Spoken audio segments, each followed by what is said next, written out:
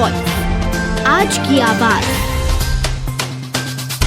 Delta variant का सब lenient AY.4 मिलने से स्वास्थ्य महकमे में हड़कंप मच गया है। डेल्टा वेरिएंट के जीनोम सीक्वेंसिंग का पता लगाने के लिए इंदौर से NCDC दिल्ली सितंबर में कुछ सैंपल भेजे गए थे, जिसकी रिपोर्ट में इंदौर के कुछ सैंपल में डेल्टा वेरिएंट के सब लीनियंट AY.4 की पुष्टि हुई है। हालांकि स्वास्थ्य विभाग के मुख्य चिकित्सा अधिकारी डॉक्टर BS सत्या के मुताबिक इस वेरिएंट का कोई घातक परिणाम अभी तक देखने को नहीं मिला है।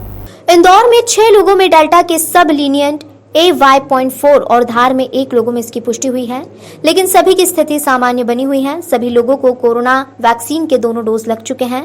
कोरोना की वेरिएंट स्ट्रेन का पता लगाने के लिए मध्य प्रदेश के हर जिले से हर महीने में 15 से अधिक सैंपल भेजे जाते हैं। इसी क्रम में सितंबर में दिल्ली से सैंपल NCDC दिल्ली के लिए भेजे गए थे। हालांकि इसी सैंपल की रिपोर्ट में जिसने सब स्ट्रेन AY.4 की पुष्टि हुई है, यह यूके और नाइजीरिया के स्ट्रेन का सब स्ट्रेन है, इसकी पुष्टि हुई है। इंदौर में जिन 6 लोगों में इसकी पुष्टि हुई है, उनमें से 3 लोग महू आर्मी कैंट एरिया के हैं।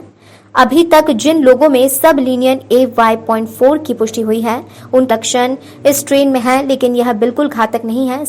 इसे बड़ी चिंता का विषय नहीं मान रहा है, लेकिन आने वाले समय में लगातार NCDC से नए स्ट्रेन की जानकारी जुटाकर केस स्टडी करता रहेगा।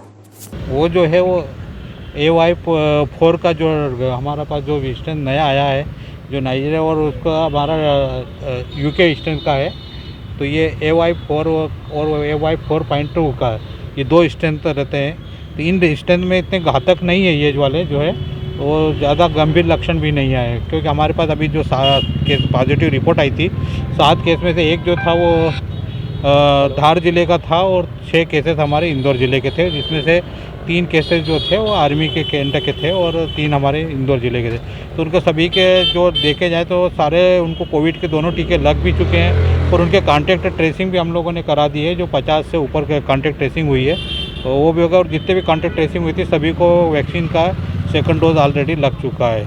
नहीं, इंदौर में अभी तक तो जो मिले हैं वो 6 केस ही आए हैं और इनमें ऐसे कोई अलग से लक्षण नहीं है, कोई ऐसे सिम्टम्स नहीं थे। और जो ये है कि स्ट्रेन को देखना रहता है कि डेल्टा वेरिएंट के अगर कितना अलग अलग वेरिएंट आते हैं, तो ये वेरिएंट में से एक ये आया है, तो जिसमें उसके जितने भी लक्षण हैं उनमें कोई भी ऐसा गंभीर नहीं मिले। क्या सर वो सैन्य अफसर जो संक्रमित हुए थे उनमें भी किसी में भी इसकी पुष्टि? ये हमको उसके डिटेल में उसके आर्मी कैंट के बारे में हमको टोटल सैंपल यहाँ से कितना भेजा गया था सर? हमारे यहाँ जो 3 पेशेंट पॉजिटिव थे इंदौर, इसमें वहाँ के थे हमारे 50 से ऊपर सैंपल भेज दिए। सर क्या कॉन्टैक्ट ट्रेसिंग करके और उनके कॉन्टैक्ट ट्रेसिंग करके ही हमने 50 सैंपल भेजे। बाजार में भीड़ बढ़ रही है तो कुछ संदेश देना चाहिए? नहीं, ये एक सही बात है कि थोड़ा हमारे लिए डर की बात है, क्योंकि कोविड अभी कम हुआ है, ख़त्म नहीं हुआ, मगर लोगों को समझ में नहीं आ रहा है। और दूसरी चीज़ ये है कि जितनी भीड़ बढ़ रही है उससे एक तरह से हम ये भी बोल सकते हैं कि हम तीसरी लहर को दस्तक की तरफ से दे रहे हैं। तो ठीक है, अभी त्योहारों का सीज़न है, मगर फिर हम लोगों से सभी से रिक्वेस्ट है कि प्लीज़ आपका जिनका भी कोविड का 1 डोज लग गया है वो 2nd डोज ज़रूर लगवा लें, क्योंकि उससे अभी जितने भी वेरिएंट आ रहे हैं और जितने भी केसेस आ रहे हैं उनमें ऐसे गंभीर लक्षण नहीं आ रहा है। तो उसका मतलब ये है कि जो हमको जितने भी केसेस हैं उनको सबको 2-2 डोज लग गए और उनमें कोई ऐसे गंभीर लक्षण नहीं है। तो इसका मतलब कि हमारी वैक्सीन हमें काम कर रही है और फ़ायदा हो रहा है। तो वैक्सीन जिसका भी 1st डोज के बाद 1 डोज 2nd डोज बच गया है तो वो लगा लें आके। बट नेचुरल है कि 5-6 लाख से हम सबसे ज़्यादा हमने वैक्सीन सबसे ज़्यादा पहले किया था। 1st डोज जो है सबसे ज़्यादा करने वाला इंदौर ज़िला जो है एक हट के काम करने वाला है और उन्होंने सबसे पहले 1st डोज कर लिया है। मगर 2nd डोज में भी आज की तारीख में हमारे पास 55% से ऊपर हो गया।